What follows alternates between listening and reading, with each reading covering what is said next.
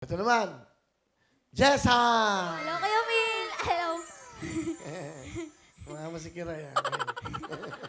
Panayan mo na, Jessa. Hello, binabati ko lahat ng mga kapitbahay ko, mga kamag-anak ko, mga classmate ko dyan.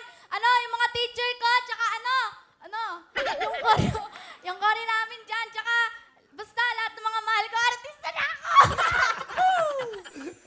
Hoy, ano yan? Yung trophy mo yan?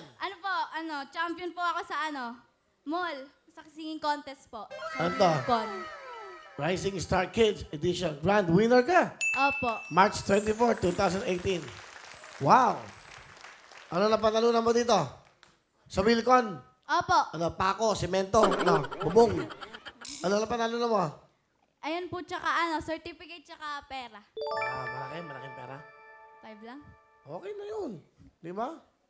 Ano ginawa mo sa pera mo? 5,000. Binigay ko kay mama. Ano ginawa ng mama mo? Ng bingo?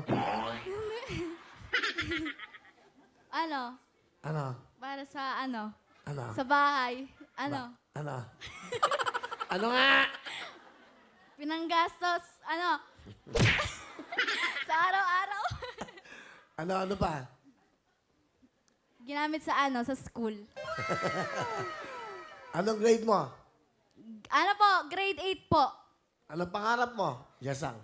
Pangarap ko mo maging isang sikat na singer tsaka attorney po. Abogado? Opo. Lawyer? Bakit? Kasi po gusto kong may pagtanggol lahat ng mga taong nasa tamang katwiran. Wow. Galing ha? Di ba ang abogado, kahit isa, pag alam mong may kasalanan yung kliyente mo, pagtatanggol mo pa rin, sabi mo na, hindi totoo yun. Paano yun? Pag alam mo mali yung mo, alam mo siya may kasalanan. Pero bilang meron ka sinumpaan, ipagtatanggol mo. Opo, kasi Ano? trabaho ko yun Ganun. Kailangan kasi pag attorney, minsan sinungaling.